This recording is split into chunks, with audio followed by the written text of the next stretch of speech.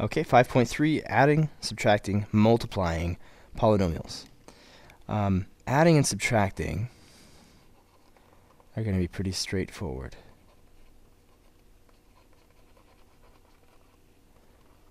Okay, here are the only things that I'm going to tell you. If you have a polynomial here, plus a polynomial here, okay, the parentheses that you see here aren't going to really matter because it's all adding. So you're just going to combine like terms. And I'm assuming that's some terminology you've heard many times before. Definitely heard it in my class. So you got a polynomial here, combine like terms, that's it. Pretty much ignore the parentheses and combine like terms. Okay, if you have a polynomial here minus a polynomial here, all you're going to do is distribute this negative here to everything in here, to 2 things, 3 things, 4 things, whatever, how many terms are in here, you just distribute the negative, and then this is going to turn to addition, and you're going to do the same thing as above. Okay, the multiplying, that's going to be a little trickier, but not very tricky. And the multiplying part here in this section is exactly why I said forget about FOIL. Just forget about it. Because it was a mnemonic device that helped us remember first, outside, inside, last. But if there is more to each of these polynomials than the first, outside, inside, and last, this absolutely doesn't work. For instance, let me just make this up, x squared plus 2 times x to the third plus 5x plus 3. Okay, FOIL is great if you have like a plus b times c plus d. You have the first 2 things, the outside things, the inside things, and the last things. You multiply them all together and add them together. But if you have something like this where it's not 2 and 2, if you just do the first, the inside, the outside, and the last, 5x, you'll notice, everything that I pointed to, nothing of that included 5x. Completely got ignored. Right? And that can't be. So everything needs to get multiplied by everything else. Okay? This needs to get multiplied by that guy, and that guy, and that guy there.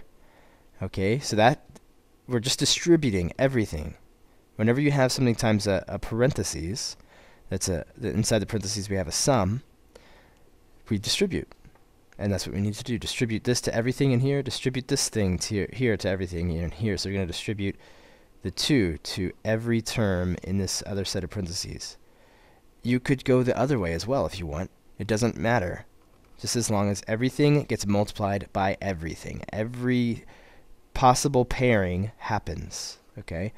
So you could have x squared plus 2 times x cubed plus 5x plus 3. If you wanted to, you could go the other direction. You could take everything in here and multiply by everything in there, as long as everything gets paired up. Okay? And the easiest way that I know, I usually do exactly what you saw me do. I start on the left.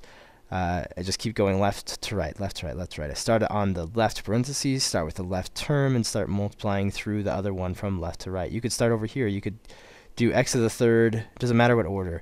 You could do this times that guy there, then you could do this one times that, then you could do this one times that guy, but then you need to make sure you get the 3 times that one, and the 5x also needs to get multiplied by this guy there. This also needs to get multiplied by that one there, just as long as every possible pairing happens.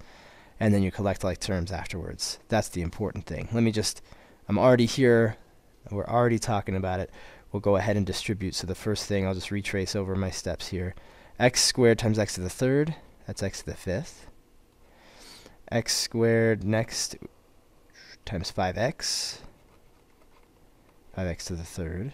X squared times 3, that's a 3x squared.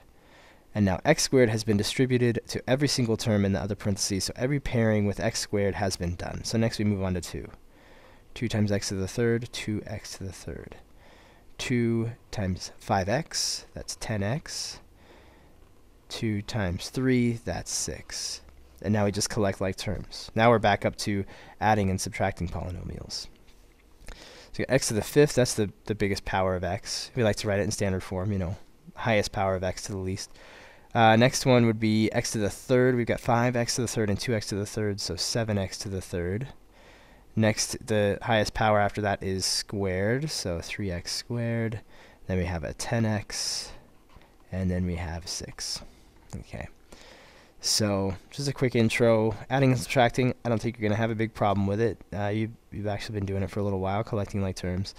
Now, multiplying, that's when we're going to have to really emphasize and work on. So, and we'll do that some more in the sample problems. Thanks for watching.